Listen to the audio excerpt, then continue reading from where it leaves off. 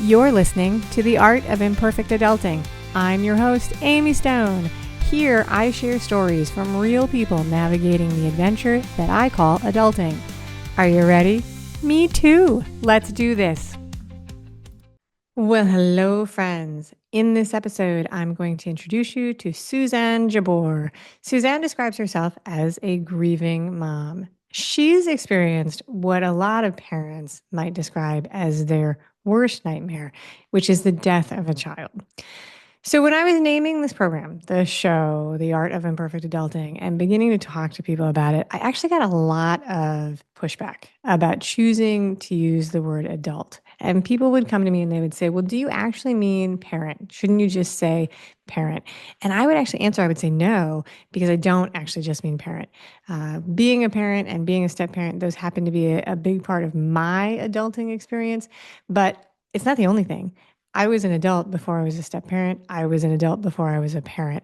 And it's my belief that the skills of being an adult, they overlap some of the experiences of being a parent, but they're not exclusive. And to shut that out into just one or the other wasn't what I wanted to do. So I mention this because if you think that when I describe this as a grieving mom and you're thinking to yourself, you know what, I'm not sure if the story of parental grief applies to me, I just invite you to be curious about it. Just be curious about whether or not that might really be true. So, Suzanne shares her own story of grief, healing, and transformation.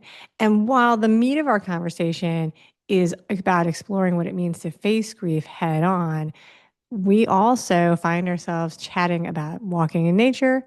I learned in this interview that there are so many more seasons of Survivor than I had any idea. And it turns out that neither of us is in a rush to book a ticket to Mars. So, are you ready? I'm ready. Let's do this. Suzanne Jabour, welcome to The Art of Imperfect Adulting. Are you ready for a fun chat? I am ready for a fun chat. Yay, let's do it. All right. I start every interview by asking people where they call home. Where are you these days? I am in Vancouver, Canada, so British Columbia, just north of Seattle. So if you're in the US and you know anything about Seattle, it's exactly that, except Canada. Exactly. So I have done several interviews with people who are in the Seattle, Vancouver area. And the thing I always mention is I do believe that it is the longest flight and longest nonstop flight is Miami, where I live, to Seattle. Oh, I bet it is. Yeah. So and it's a flight worthy of getting the nonstop because if you break it up, forget about it. That's a long day. That's a long day. All right. So in a second, we're going to start the official topic of the interview. But before we do, I want to ask one more get to know you question, which is share with us, me and the audience, something about you that is a hobby, a passion, something you love, but it's not work or family related. That's such a hard question because most of my hobbies I do with family. So I actually had to think of one that like no one in my family does with me. And so I would say for me, that hobby that um, keeps me going is being in nature. So Okay. going for walks down to I live quite close to the beach. I'm very, very lucky. So it's a 10-minute walk down to the beach where there is not really surf, but there's water. Or I can get very quickly into a forest. So for me, that's the thing. Get me into some nature That's and I will be a wonderful. happy person. That is wonderful. I love that. So, walking by the beach, hiking in the forest, all of that. That's a fantastic passion. Okay. So, we're going to get to the topic of the day, which is rebuilding your life after the death of your adult son. Now, I know you've talked a lot about this, and it's a thing you're comfortable with, but are you ready to have one more conversation with me about this? Yeah, absolutely. Because I think that, first of all, I love that you were like, let's have a fun conversation. And I'm like, all in because it doesn't need to be a heavy conversation. So for people that are already like, ooh, fast forward, don't want to talk about this, it really is not going to be a heavy, hard conversation. And I am always ready to have a conversation about it because if we were having more conversations about it, about grief and loss and rebuilding, we would be much better adulting. Yeah, it is a part of the human experience. And it's one of those things that most of us we don't have the life experience to really be good at it. Yeah. and be trained in it. And it falls into the list. I have a list of things that we do a terrible job of preparing each other for. Like it's like we do a Hmm. terrible job of preparing our kids for some of these things. That's not always true. There are going to be families that have a lot of experience in this, but we do sort of segment it. So before we dig into the details of the intense story, I want to paint a little bit of a picture of your life before this happened so that we know. So I think you led into this. Was this an only child, or are there other kids in your family? Like, tell me more about your family and what life was like before this happened. Yeah, I have a daughter as well. And so Ben died in September of 2020. So if you can cast your mind back to that fun time on the planet. Yeah. Um, it was, as my daughter says, chaos and shenanigans. Globally, chaos and shenanigans, right? The world was literally on fire. We're all locked down, various degrees of lockdown on and off for COVID. As we try to navigate that as a collective, there's all kinds of civil unrest because of the George Floyd murder. Yep. All kinds of things were happening. It's a very complicated time on the planet. So my daughter actually had 8 years before that or so moved to Toronto, which is sort of eastern from here, Yeah. as everything is, to go to school, and then was building her career there. She was one of the many, many COVID come home kids, as I call them, because as airlines started to cancel flights and we started to see that really this was actually, we were going to have to shelter in place. I wanted her here. Yep. So she had moved back in with Ben and I. And with her one suitcase with like, we were so naive, right? Just bring a couple pairs of leggings and like some t-shirts and your PJs. Like you're only going to be here a couple weeks. Yeah, she's still here. Um, Needless to say, we have gone back and got all her stuff. But that was kind of life at that time. We really were so happy to have her back because, she was settled somewhere 3,000 miles away. And we were just all doing the best we knew how to try and navigate this strange thing that was happening to all of us. I think for me, I'm in my mid 50s, and it was the first time in my lifetime we'd had that kind of collective global experience. Like I wasn't Yeah. around for any of the world wars. So we had, or, the Great Depression or the plague, or, there's all these kind of times where we had these collective planet human experiences. And that for me was kind of the first one. Yeah. So that was really hard to navigate. Yeah, it definitely lockdown was a collective experience for so many people. And there are others that have happened in our lifetime, but they're flashes. Like we can Yes. ask people. So like you and I are similar age. So I could ask you, where were you when the Challenger shuttle exploded? Right. Yeah. That's one of our generation. People who are older than us, you and I are too young to do this, would ask each other, where were you when John F. Kennedy was assassinated? Like those are Yeah. flashes in time, but Yeah. such an But there are also extended. things that specifically happened in the US. True. Well, that is a very U.S. centered. I'm sure there are other international ones. We could do where Yeah. were you when the wall? My earliest news memory that I remember is the Berlin Wall falling. Yes. Yeah. So 100%. like I remember seeing that on the news. Yeah. But yeah, like those I did give absolutely U.S. centered answers, Yeah. which And is ones that impact us. Like I yeah, remember when the Challenger exploded. I remember watching it. I remember that when the Twin Towers happened. So there are those kind of flash moments, but yes, not something that was kind of sustained and where we had to really lean into helping each other yes. and figuring out like, how are we going to do this? Like in Yeah. a way. It's so interesting. I love that called it the COVID come home because so I live in Florida, which and we didn't do as much of the lockdown as many other places did. We had a different thing, which is we invited everybody to come and hang out with us in Florida. So we did, but it was everybody came. Like I had a very full house. Everybody was in my life. Everything was around. I was like, okay, it's time for you guys to go. I need Please go home. Please go home. When are you leaving? So yeah, I love you. Go. Yeah. And I that love was you not an really a option. lot when you're not in my house. Yeah. That was totally not an option. All right. So let's talk a little bit about exposure to grief and death before you went through this very personal experience. Yeah. Had you had other experiences with death of family members or friends, and did you know anybody who had actually gone through the process of losing a child? So yes, I want to preface what I'm going to say by saying we are very ill-equipped. Our language is not rich when it comes to talking about grief. So Yeah. when I say that I'm really grateful I had close losses before Ben died, it's not that I'm grateful people died. It's that Right. I'm grateful I had that experience. So I had some skills in my toolbox, not enough of them at all. But yes, my dad died when I was in my early 30s. So far too young. And my mom died when I was in my mid 40s. Okay, so you had So definitely I been had through. actually experienced the Yes. loss of both of my parents before Ben died.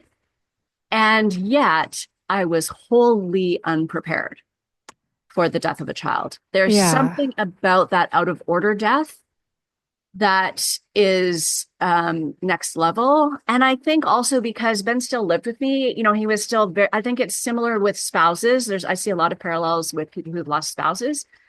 It's the people who are that intrinsically embedded in our day-to-day life.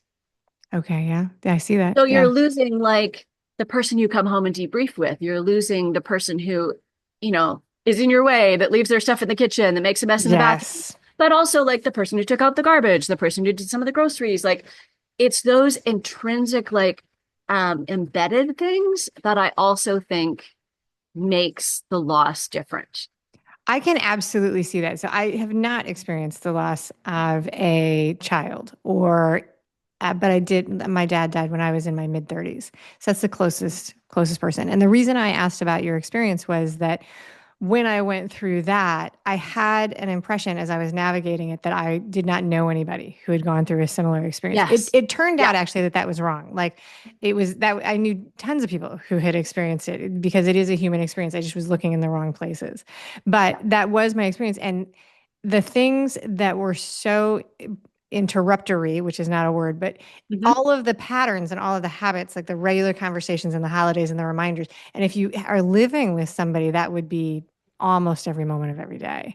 So Yeah. that would be a much more intense process. All right. So but you did have some experience, which I think that learning how to talk about it, having experience, even watching other people, I think that, it's two sides of the same coin. It's like one, it's preparing you, and the other, you can't actually prepare for things you haven't gone through. So, Yeah. you want to, but it's hard. All right. So do you want to share with us and the audience the story of some of the details of how your son passed away so that we know what we're talking about? Yeah. So I, literally lived every parent's worst nightmare. My daughter and I had gone away for the weekend, and Ben decided not to come with us, which was fine. That was fine. He'd been away with friends the week before and really, I think, was, thrilled to have the apartment to himself because there's three of us living in our apartment that was for two people. Um, and I got a middle of the night phone call, literally got that middle of the night phone call that parents dread from the police, telling me that he had died. And that was as surreal, discombobulating, um, disorienting, confusing. We're such sense making creatures that we immediately go to trying to make sense of things. And in grief, especially, we're trying to make sense of the nonsensical because it's never going to make sense. I mean, ultimately, over time and work, it does make sense. But in the immediate aftermath of getting the news or the person dying, we struggle a lot with making sense of it. Ben died of depression and anxiety. Okay. Um, and many people would say he died by suicide, which is also the truth. I choose to say he died of depression and anxiety because I find it endlessly frustrating that we don't treat mental illness the same way we treat physical illness. It is a puzzler. It is I mean, absolutely a it's really puzzler. not a puzzler. There's all kinds of reasons why that is, and all kinds of, ways that I can make sense of why we do that and why we're stuck. Yeah. And it's not okay with me. So I that's why do I choose to find it. say, It's one of those things that I accepted when I was younger because it's just the way it is. But now, as a good experience, I find it endlessly frustrating the things that we segment out as like this is a different part of healthcare. So, I can't remove my teeth from my mouth. So why do I need separate dental insurance to cover my dental yeah, coverage, right? Same with my eyeballs. with the Last time I, glasses. right, hearing aids, why is this separate, right? And the last time I checked, like we talk about this, like the mind body connection, I can't separate those two. So somebody, No. your lungs, they're inside, and you go to the pulmonologist, but it's connected. It's all part of the system. But when we go to the brain, it's super weird because neurosurgery would be part of the Western medical system, Yes. but like your thoughts, oh yeah, sorry, that's a whole other game, Yeah. And completely siloed off, Yes, like completely siloed siloed off completely with it, off from like completely what's off. physical. Yeah. And one hand doesn't talk to the other, rules No. of, and then there's the other thing. Like if you're a woman, you're like, oh, you've got your own doctor team. And, like it's Yeah. the whole, I do think that when you back up and you look at it, you're like, well, why would that be? Like, why would that be? And I remember, so we have many, many issues with health insurance in the United States, which my Canadian friends do a much better job with. Yeah. But they passed, they were like, you don't need, it was like you're gonna make hearing aids more accessible so you don't have to go through like a specialist. And I remember thinking about it, I was like, why wouldn't this be available just to anybody? Like, why would you need Yeah. to jump through hoops? Like, it's like it should be. Do we want people to not be able to hear? Like, what's the problem here? Anyway, I have opinions, obviously. Good thing I'm not in charge. All right. So, anytime I talk to somebody about a family member that's been sick or that has passed away, I like to take a second and flip it around a little bit. And because we're talking about the end of this person's life and the impact it had on you, but I do want to take a second and celebrate the person in their life because people are more than the story of their illness and their death. So, do you want to share with us something, a memory or something that was wonderful about Ben, as a memory of who he was as a living person? Yeah, and I love that question. Thank you so much. For those of you that are listening that are supporters, please know we want to talk about our person. You will not make us sadder or make it worse by asking us about our person or sharing something if you knew them that you're remembering about them. That Yeah. is a gift to us. So yes, thank you. This is a beautiful question. Oh, there's just so many things. Ben was a magical unicorn, of course, because I'm his mother, and so I think so. Yeah. I learned so much from him, which are the things that I kind of look back and think, and look in the present and think, there's so many things that he was passionate about that I learned to be passionate about, or at least to try to understand why you would be passionate about them because of him. He loved fashion and art and architecture. He introduced me to opera. Oh, Um, nice. he was just he was highly gifted, so super, super smart. And also the gifted brain works in a different way. So getting to live life through the eyes of someone who sees things in a completely different way than someone like me, like I'm a pretty smart, typical kind of person, Yeah. but the gifted brain works a different way. And the way that it integrates information is different. So I just always really loved seeing the world through his lens, which I think as parents, we all kind of get that, when we have toddlers Yeah. and they're like discovering the world, and it's so fun to kind of embrace that and rediscover the world with them. And Yes. then that continued on because the way that he saw the world and the way that he saw how things worked or what was interesting or what was important was so different from how I saw it. And so we could just have endless conversations about what he thought versus what I thought and come to some kind of common ground or agree to disagree or whatever it was. But those conversations were always so, so interesting. I love that memory. And it's so true about young kids and their joy of discovering things and how much Yeah. fun it is. And then, as somebody who has been through 4 rounds of kids that age, there's also that moment when you're with them where you're like, all right, I understand that this sand is endlessly fascinating, but now it's time to leave. Yeah. And 100%. all right, these worms are really, really cool and they need to stay in the park. Yeah. Yeah. And they're not coming home with us. How many sticks do we need to bring home from today's walk? One Yeah. was our rule. One. Exactly, Yeah. exactly. All right. So, as I mentioned, I have not experienced the loss of a child, right? What I and my experience with my grief, my closest experience with grief was with the passing of my dad. One of the things that fascinates me about this, we're talking about decisions that you made, reinventing your life after this.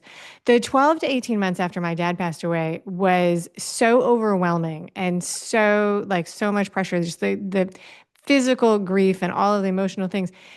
It's a weird combination because there are a million decisions that have to be made. And I was terrible at that point at making decisions. Mhm. So, I mean, I just really thought that was kind of a big problem, to be Yes. honest. It's Like, totally true. We're asking an inhuman thing of people when we want them, when they have grief brain, to make these really important permanent decisions. yeah, Terrible. The setup is terrible. the setup is really rough. And the thing I wanted to ask you is now today you do a lot of talking about grief. Mhm. Were you somebody who had an interest in grief and things like that before this, or was it something that you No. discovered through the process? Yeah, so just before Ben died, I had just finished my coaching training. Okay. And I was about to launch a completely different program that had nothing to do with grief, which of course that all fell apart and I just shelved everything. Because as you say, it's really about the first 2 years, but yeah, 12 to 18 months of just really not sure which way is up and how the world works. Absolutely normal. Um, and I really knew for me, even though I had experienced the death of my dad and my mom. So I think that second death of a parent when you become an orphan is also a big deal. That's what, That, yeah, that people don't that's what people necessarily tell say. us about, but Yeah. it's a big deal. So I'd had both of those, but I just knew I did not know enough about what was happening to me.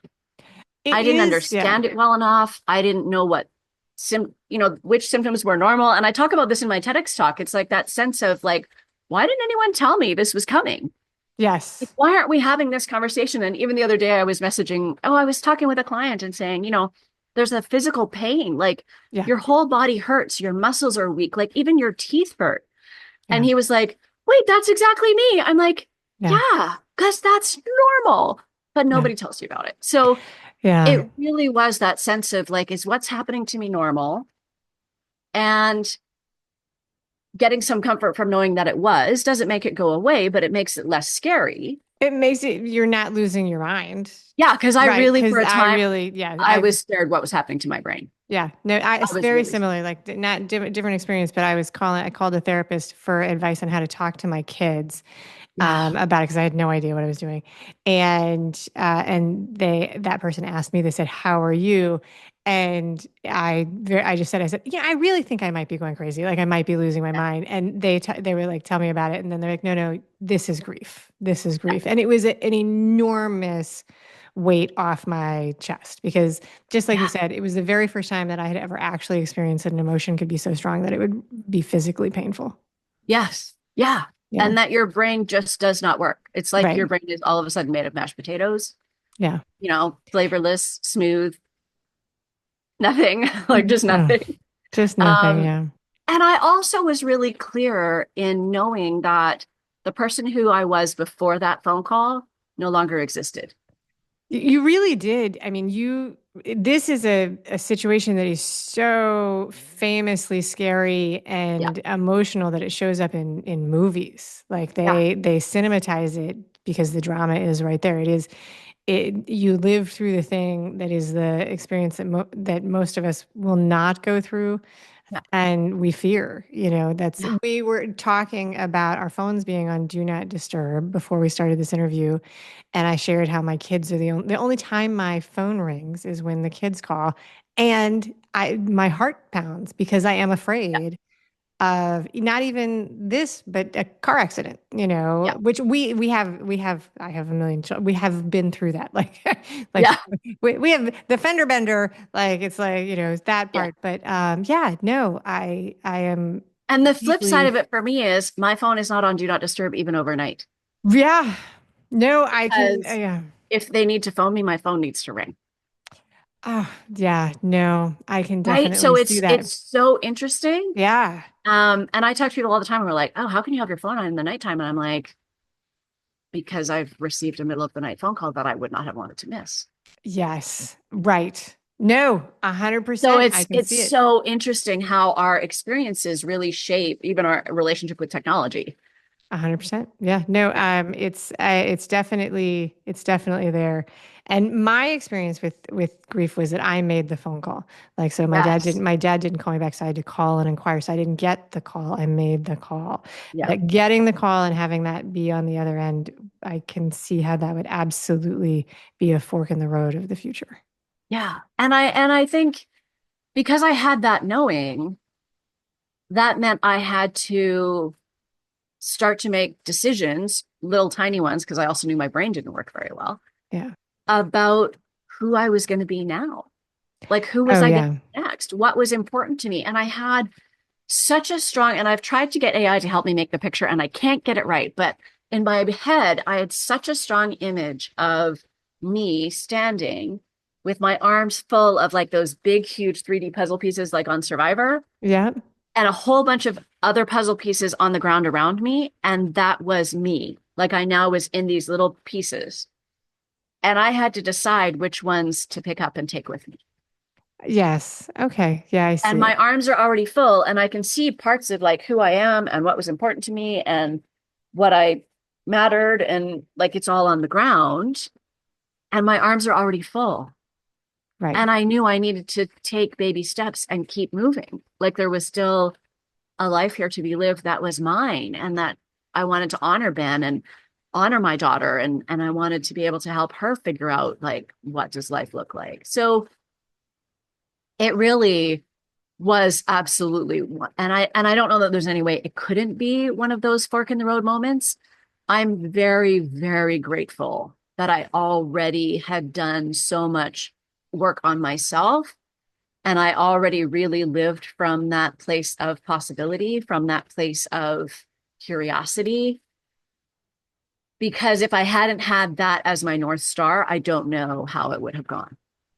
Yep, I can definitely see that. And you touched on a couple of things there that I'll just echo back because they are really important. One of the challenges with any big experience when you are in a family is, you were doing more than one thing. You were taking care of yourself and also trying to be there for your daughter.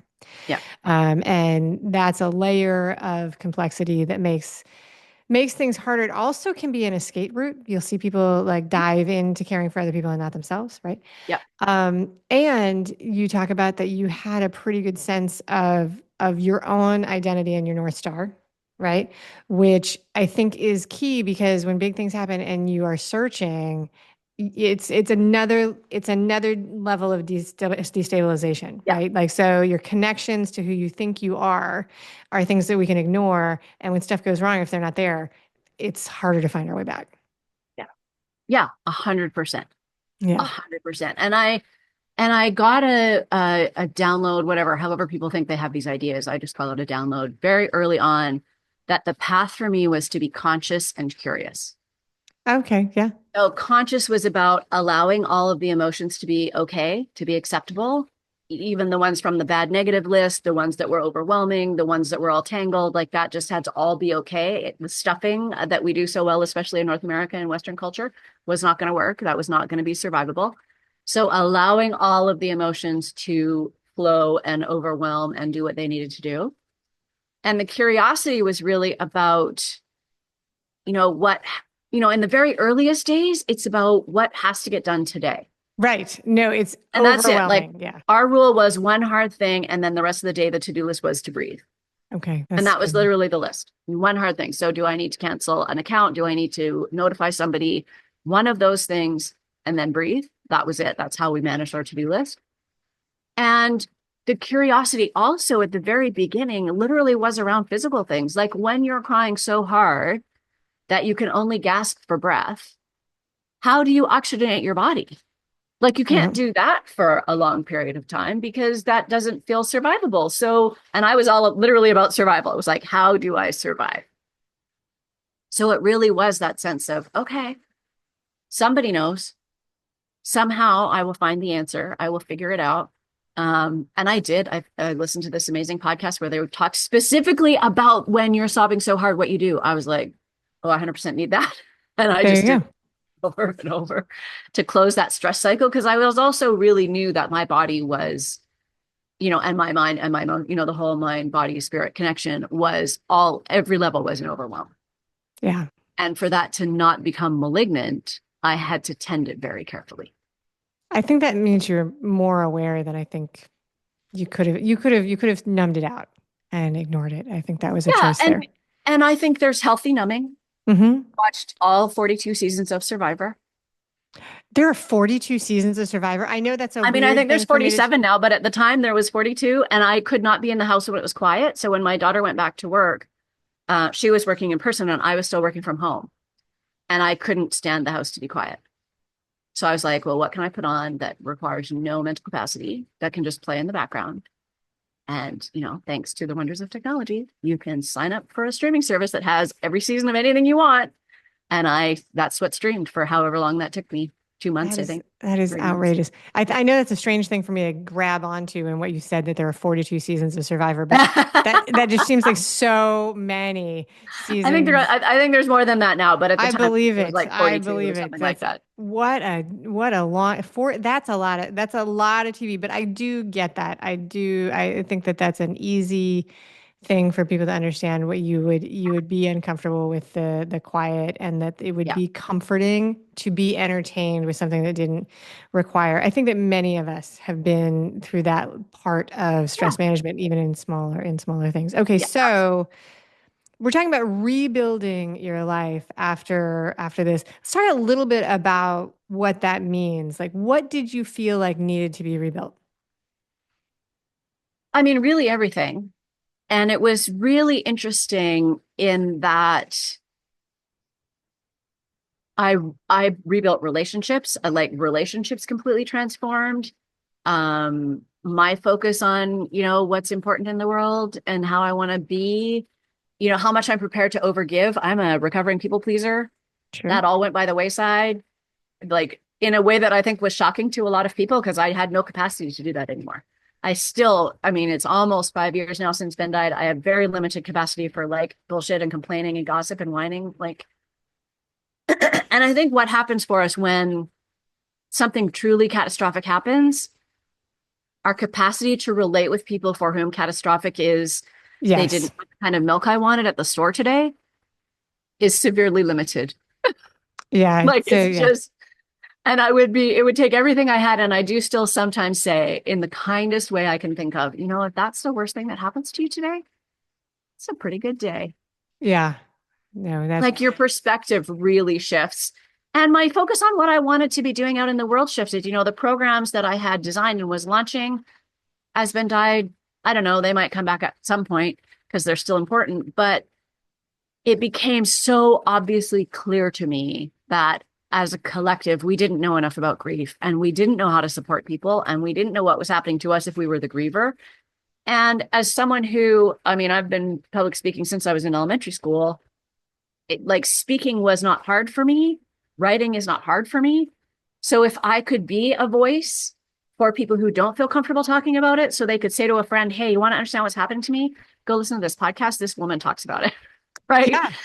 That it was like that really became my focus and my passion is, how can I do everything I can in my one precious life to push this conversation, to shift this paradigm, to change this system?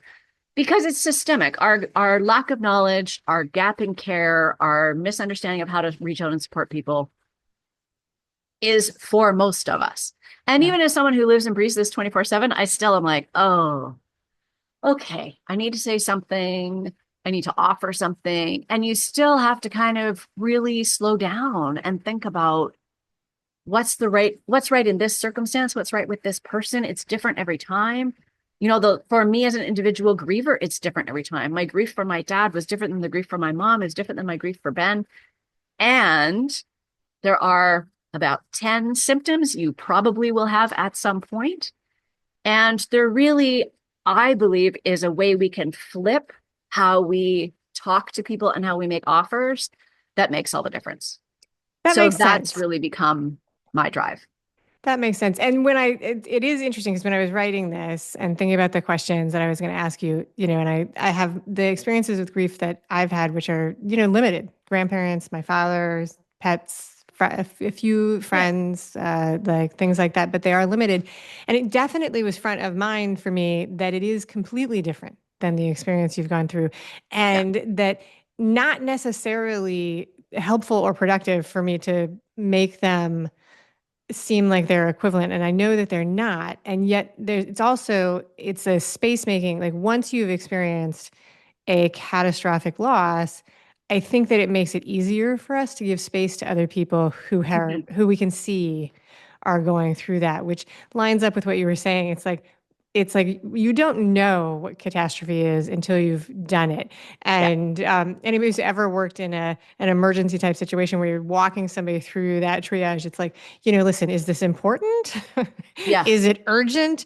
Is it emergency, or is it a catastrophe? Is the house actually on fire, or are you Yeah. just unhappy about the temperature of your meal? Yeah.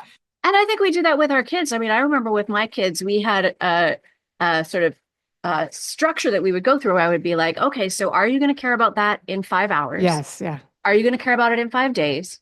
Are you going to care about it in 5 months? Are you going to care in 5 years? And if you're not going to care in 5 years, then let's modulate our response. Yeah. If No, it that when really there's, only matters for the next 5 minutes, is this massive drama really what we want to spend our time and energy on? yeah. And we kind of lose that thread, I think, when we get caught up in the doing of it all and we're forgetting to just be. Yeah. And part of it is in working with other people, just not as a professional, but as a human being interacting in a planet with other people, is the awareness is that even that what's really important to you today may be totally different than from what's important, but it doesn't mean it's not important to you. It's No. right.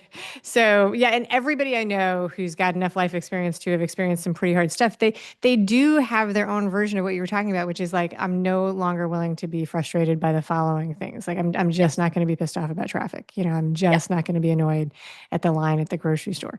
And or it could go the other way. I'm not going to tolerate Yes. people treating me this way. Yeah, Yeah. exactly. So one of the questions that pings around in my head when I talk to people about changes and things like this is whether it actually is truly possible to be ready for some of the crazy things that happen to us in life, so I mean, this is a terrible question, but I'm going to ask it anyway. Do you actually think, where do you weigh on this? Do you think that you could have been more prepared or well prepared for this to happen to you? No. Yeah.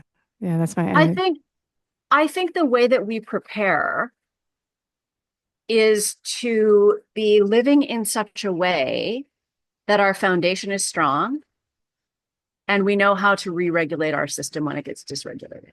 yeah. Or Because that sometimes just to prepares know us that it's for not everything. happening. Yeah. Yeah. That Because awareness that could I'm I have not regulated. specifically prepared myself for the death of my son in these circumstances, in that complicated time in the world, in this timeline? No, not any more than I had. Yeah. But I think how we prepare ourselves for life's ups and downs, whether they're big or little, is to really know what's important to us, right? Know what our moral compass says, what our values are, Sure. live according to those, and really have a sense of, what's important and what's not important and what's mine to own. Yep. That's been really important for me in this rebuilding process is I got really clear. And I was already sort of on that path of exploring that and thinking about that and really looking at my relationships and my life. But I got really clear on having absolutely no desire to own anything that's not mine. Right. Which is, I mean, it's a recommended tool for being Yeah. happy. But I think that's how we prepare, right? The Yeah. way that we prepare for life's worst moments is the same way we prepare for the best moments, right? It's Yeah. knowing who we are, surrounding ourselves with good people, looking for the good in everything, being curious, being open, being able to keep ourselves relatively calm, right? Understanding that sense of impermanence. Yep. That's Yeah. how we prepare, That's very good. and I think understanding things helps, right? We're sense-making creatures. So if you can understand that grief is grief, even though, yes, the catastrophic loss of an adult child who still lived with you is different than your loss of a father, and it's still grief. And there's no win in that weird hierarchy we have of like, oh, well, it's a pet where you should get another one, to like, I've lost a child. Like having summited that mountain, Yeah. there's no win there. There's no grief Olympics. It's There's no trophy right? for having a worse story. Yes. No. Yeah. And so if we can level that a little bit while understanding that some will be more disruptive in our lives than others, but they're not even going to be the same for everyone. Because for some, the loss of a job or a business is wildly disruptive. And for some, they go, I didn't really like it anyway, and they go get another one. So we can't, when we label what's sort of worthy of grief or worthy of these big emotions, we're doing ourselves a big disservice. And most important, we're missing chances to practice, because practicing grief skills on someone like me, a grieving mother, grieving out loud, I am not a good first assignment. Okay. Fair Right. enough. But you might practice on like what you might want to say, how you might want to support someone. You could practice that on someone who's had a loss that feels less disruptive. Yeah. And it's all a chance to build connection instead of isolation. And right now, we're building isolation because Yeah. the griever feels alone, confused, misunderstood. They don't even understand themselves. The supporters don't know what to say or do. They don't want to do harm. So they end up doing nothing, which does harm. And now we're just all isolated, which Yeah. isn't what So, anybody wanted or needed. right. And and I say right as an acknowledgement, not as a judgment, but as a just a word Yeah. that I threw in there. All right. So you talk a lot about talking about grief and talking to people who are grieving. And so I did want to ask you if you wanted to share for us, based on your experience or your knowledge, however you want to go with this, because this is a topic that comes up, like this is what you say and this is what you should not say, and this is what you do and this is what you shouldn't do. And they're like, kind of Yeah. almost like people feel like there are rules. We don't ever teach the rules, so people guess all the things, right? But Yeah. what are some of the things that were really good that people said or did? And then if you want to share, what are some of the things that people said or did that were maybe like really kind of crappy or didn't feel good? Yeah, I would say that any cliche, platitude kind of thing, if you could say it to anybody, don't say it. It's Okay. not going to be right because it's so unique and different each time. I actually think we have what we say and what we do backwards. We Okay. tend to say something really specific and shut down the conversation. And we tend to offer something really open, like anything you need, let me know. Right. Right? We have it backwards. We need to say something open, right? Open hearted, probably a little bit vulnerable. It's going to be messy because we're really good at cliches and platitudes, which don't help anybody. So if we're trying something new, it's going to be messy. The most helpful things people said were things like, I don't know what to say. Yeah. And I don't really understand what's happening. And I'm here for you. And I will walk this walk with you and we will figure it out. I will get you tea or coffee. I will sit quietly if that's what you need. I will go to a smash room if that's what you need. I will do whatever you need. I'm here to support you. Right? Yeah. Something like that. And you're not going to say that. And this is why I say, if I could come up with the one perfect thing, Sure. I'd be a billionaire. But there's never going to be, because what you would say to a close friend or a family member or a colleague or someone who's an acquaintance, for all the different kinds of loss, there's never going to be one right thing, which is why those cliches don't work. Right? Fair enough. Yeah. Their place. They would want you to be happy. Aren't you over it yet? You should be moving on. All of those. Just make a list, have a ceremonial burning, however you need to release those back to wherever they came from.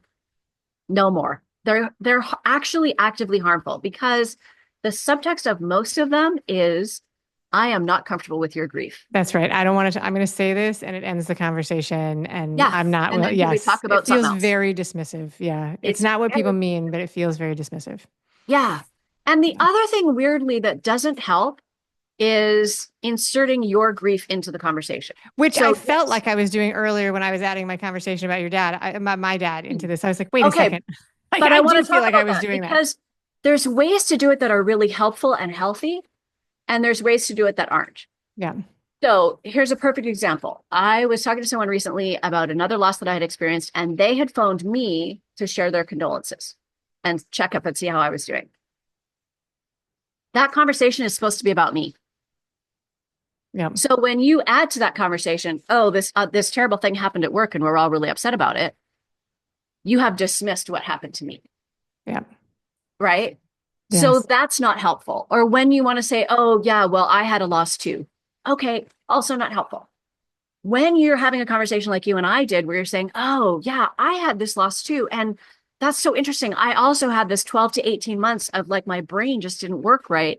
And we're having a conversation where we're learning from each other. It's okay. That's super helpful. Because I think in my mind, it is me trying to make sense of where the Yeah. questions go. And that was my intention. But as I was writing it and as I was doing it, I was like, I hope that I am not flipping this to, but it is hard to have a Yes. conversation with somebody about their experience without also jumping in and Yeah. trying, and feeling like you're driving the ship. But And I think some of that has to do with timeline, right? If it's sure. your earliest conversations with the person where really what you just want to be doing is supporting them and offering your love and offering space and giving them, holding them, that's not the time to be sharing your stories. Yeah. Be about them, One right? of you talked earlier about that you like to have, like, it's helpful to have people bring up that they're thinking about them and Ah, doing stuff. I love that. one of the times where I was really struggling in my grief and trying to not show up in that grief. So it was a holiday, like a family holiday. So I was trying to be on my best behavior and not be a Debbie Downer. Oh, I didn't care about And that. That's one of the puzzle pieces I left behind. and my father-in-law actually called me in on it. He noticed and he was like, I think you might be thinking about your dad today. And it was so helpful because I had pushed it so far down, Yeah. trying to behave in such a way, which was a abject failure. I was in a Yeah. terrible mood. It's not It possible. wasn't working, right? And when he brought it up, and then it forced me to like, actually think about it, and then the emotions flew through the emotions came out, which didn't actually make it a jolly holiday right off the bat, but I did feel better. Well, and and why do we have this expectation that it needs to be a jolly holiday? Fair enough. I did Right? absolutely put a lot of pressure on myself for that. Yes. Yeah, Yes. to Yeah. pretend that nothing big had happened when there's like this big thing that happened and Yes. likely had Exactly. happened to everyone that's in on that jolly holiday. So how different could it have been if you had all said from the outset of planning the jolly holiday, we're all going to be thinking about dad that day. So Yeah. how do we have him with us? How do we honor him? How do we have him at the table? How do we all share a funny story? Like how do we acknowledge that and not have the event be only about that? Yeah. No, I think that is beautiful. And I think having people, I think it would be miraculous to go through this in a situation where you had a group of people, a community of people, whether it's your family or your friends, Yeah. who did know how to do that and were able to do it. I mean, I did, in my experience with walking the path of grief, I did find some people who had tools that they would walk me through it. They Yes. were supportive, which I did think was really helpful because it was like the great mystery of like, what am I Yes. doing? Yeah. Like, what am I doing and what's happening to me? Every time I found somebody who could say, "Oh, this is a process," I was like, "Whoa, Yeah. pressure off. Let's try that." Yeah. You're supposed to be a hot mess Yeah, for a long time. that did surprise me. And I can't imagine I do think it's very different. I think that's the reason it is an established trope and storytelling, the challenge of losing a parent losing a child. Because Yes. a child losing a parent, that's the cycle of life. That's the way it's supposed to go. That's the story Right. we're told, right? Yeah. It's a club nobody wants to join, right? We don't prepare each other for it, but it is the way we're told it's supposed to go. But the other way, there's a lot of space there to internalize it and be like, something has gone wrong. I have done something wrong. The world is not working for me because things went out of order. Yeah. Yes. Yeah. And I never had that sense that I had done anything wrong. Yeah, I didn't have that piece, though many people do, especially parents that experience the death of a child, because we're supposed to be able to take care of our children. That's our Yeah. job as parents, is literally to take care of them and make sure they live. And we failed at that one job. That's a whole made up story that isn't true, but Yeah. that's what we're told. Um, but it is that sense of the world no longer makes sense. Yeah. Everything I was told about how the world operates was clearly a lie. And so now what? Yes. That you said that really beautifully, actually. That is it feels, it's like the peppermint patty, like when Charlie Brown falls out, it's like the rug Yeah, is pulled out from underneath you. It's like everything that I was told about how this is supposed to work is not laying it out. And then you also hit on it. We're not going to talk about it today, but it is a very pervasive story that we tell parents that they are responsible for the behaviors and the actions of their children. They can control them, yeah, which is absolutely not true from day one and an impossible standard for anybody to hold themselves to. But it's a real pressure that we put yes. adults under. It's a real pressure. All right. So as we are recording this in April, but it's coming out much later. You have a TED Talk that has come out, which is, Yes. and I'll put the link to that and everything that goes out for the show. You say, grief is hard, let's do better. Why do you feel that it is helpful and important that we do better with grief? Because it's the one guaranteed thing we're going to experience. Oh, It's guaranteed. interesting. Everybody's going to experience it. Everyone's going to need support to support someone through it. And right now, we are terrible. Fair And that enough. is doing harm. It's doing harm to our communities. It's doing harm to our families. It's doing harm to our friendships. It's doing harm. And and we can do better. We We can do can do better. better. We can do better. All right. So, in a minute, we're going to do the final questions. I want to give you a chance to directly speak to the audience and tell them about what you do and how they can connect with you. Yeah, thank you. I love that. So the best way to connect with me is on LinkedIn or Facebook or on my website. All of them are Suzanne Jabour. So if you can figure out how to spell my complicated name, you will find me everywhere. I'm grateful to have a complicated name. I'm the only one. What I'm really excited about is a new-ish way that I'm offering my services to the public, which is taking sort of the best of what I do with private clients and with organizations and offering it in a drop-in workshop structure. So at this point, well, we're in April. Where they'll be in June, I'm not sure, but you can pull up my calendar. There's 6 different workshops right now, but I'm always adding to them as people request things. So there's 3 that are for grievers. One is about anticipatory grief, one's about collective grief, and one is a small group for people with specific losses to them, personal losses. So that's what's up for grievers. And then for people trying to support someone or to just understand grief better, there's 3 for them. So those are, what can I say? What can I do? And what about at work? Oh, okay. So those run on a drop-in basis. Each month a new schedule comes out because I just keep kind of moving them around till I figure out where the sweet spots are for people. And I have made them very inexpensive because I don't want there to be a financial barrier for people. And for your wonderful listeners, I'm happy to offer a discount code, which will be in the show notes. And you can use that to get 10% off. Yes, exactly. So the code is going to be the letters AIA. Yes. And it's 10% off. That is a very generous offer on a very important product. I hope that people will take advantage of it and tell their friends of places, because it is a time when we tend to feel alone, and just having anybody to offer us the slightest illumination of a path forward is, I think, very helpful. So for everybody watching that heard all of those things, all of those links go in the show notes. So if you're listening, they're there. But the easiest way to get all those links is to be a subscriber to the Perfect Adulting email community, and then they come right into your email box and you just click on them. Easy peasy, lemon squeezy. So, Suzanne, are you ready for the final 3 questions, the rapid fire questions? I am. Let's go. Let's do it. All right. Do you know the quote from Eleanor Roosevelt that says, do something every day that scares you? Yeah. Okay. So, Yes. What is something that scares you? Oh my gosh. There is actually not much that scares me. I think when your whole world is falling apart, you get less scared.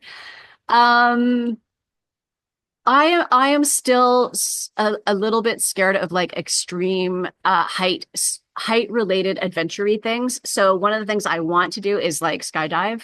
Okay. And I know I'll be terrified and I'm going to do it anyways, but that's something that kind of scares me. No, I get that. I do get that. I've just have recently been like, oh, maybe I'll do it. But it's always been a thing that I'm like, I don't think that I'll like it. I have bungee jumped, which is why I don't think I'd like skydiving. But yeah, no, I do get that. I will push it though. Like if I go to Australia, when I go to Australia, I'm absolutely going to climb over the bridge, which is high up over water, which is the thing. But I mean, it's worth doing. Like it's worth pushing through. All right. So today in our modern world, they're trying to figure out how to send human beings to Mars. This is not something that I myself am working on, but by the way, they are working on it. Yeah. If you were offered a spot on a spaceship going to Mars, if they called you up like, Suzanne, we've got a seat for you, do you say yes or no? No. I don't know why I love this question so much. I was writing it totally cracking myself up. I think such a ridiculous question. Let's figure out how to take care of the one planet we have. We don't need to go mess up another one. When we figured out how to take care of this one, then maybe we deserve another one. That's fair. That's totally fair. All right, last one, much easier. Do you like tea, coffee, both, or neither? Oh, both. There you go. Suzanne Jabour, thank you for being a wonderful guest today on the Art of Imperfect Adulting. Thank you so much for having me. Thank you for listening today. I hope that you enjoy the show. And before I go, I want to encourage you to become a bigger part of the conversation. Obviously, subscribe wherever you're listening to the show. Listen to more episodes. That'd be great. Obvi again, please write a review and tell your friends about the show. That truly is a great help for getting the show in front of new people. Okay, but more fun for you yourself. Head over to imperfectadulting.com and join the email community. You'll get some free stuff right away, and that way you'll begin to get the emails about the podcast. This includes the links for the special offers from the guests, and it's the only way to get that. Also, if you aren't in the mood to listen, I actually include an article directly in those emails. Whee! Now, if you love this and you crave more time with me, Amy, as a coach, a mentor, or just adultier adult, numero uno, check out The Village. If you have a story you want to share with the listeners, I'd love to hear from you. I have an open application. Just let me know you want it. And that's a wrap for today. Until next time, remember, the journey is the destination. Ralph Waldo Emerson said that, not me. Well, until just now, I did just say it. But what I want you to hear today is that if your adulting journey isn't going the way you expected, that may not mean that you're lost. It may just mean that you're on your way. This is Amy Stone, signing off. The Imperfect Adulting podcast is created and produced by Amy Stone and Amy Says So. Anything expressed on this show is offered as entertainment, and the views of the guests may not always represent the ideas and viewpoints of the host. That's me. Amy does not intend or hold herself out to provide professional advice or recommendations of any kind. In the end, you and you alone need to make those kinds of decisions based on your personal and individual situation, needs, circumstances, and comfort level.